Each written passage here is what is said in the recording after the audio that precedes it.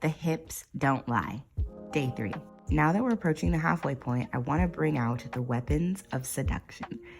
Have you ever heard of the power of the pussy? Well, I totally agree to it.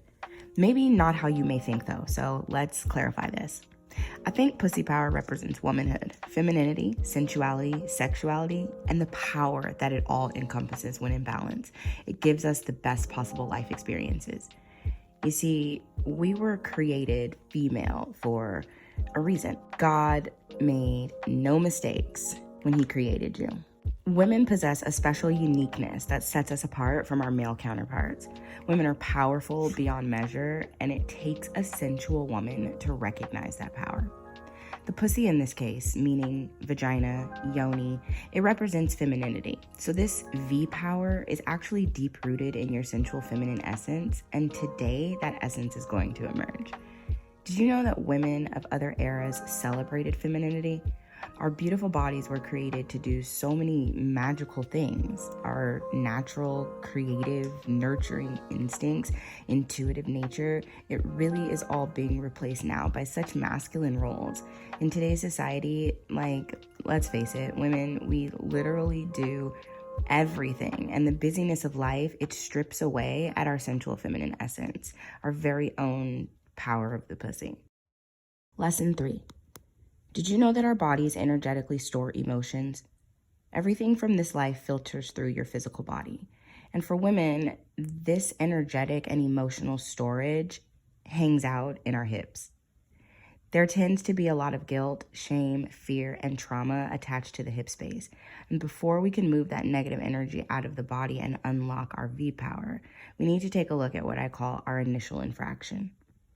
An initial infraction or subsequent infractions are what assist in creating this disconnect between a woman and her body as well as her sensual self.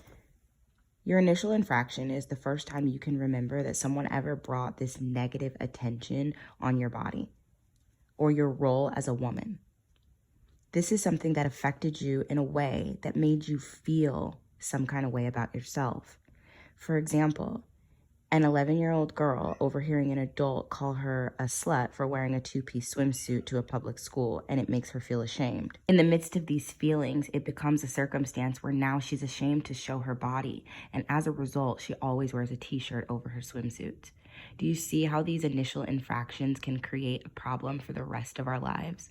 While it's easy to say the girl could have just said, oh well, or brushed it off, many of these types of occurrences happen and they permanently alter the way we view ourselves, bringing a sense of guilt and shame over our female body. Sexual experiences also prove to be a storehouse for negative energy in the hip space. Today's intention as we open the hips is to release any negative emotions surrounding our body, self-esteem, body image, and sensual and sexual selves. Let's be grateful today for the bodies that we're in, for the wisdom that lies in the bodies, for its innate ability to grow humans, to heal itself when we're sick. Let's move past the traumas that could be causing any disconnection.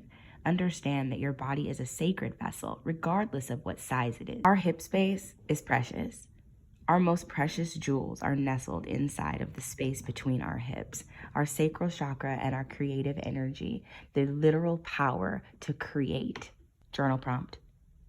What fears, shame, or guilt is lurking inside your hips? How comfortable are you in your sensual and sexual self? Try and recall an initial infraction or any subsequent infractions that may have brought negative attention to your body or your role as a woman. And how did these infractions change the way you perceive yourself? Now, go ahead and grab your mat, get some water, and we are about to get into some hip movements that you are going to love. As always, if you have any questions, feel free to drop me a comment below, and let's get into it.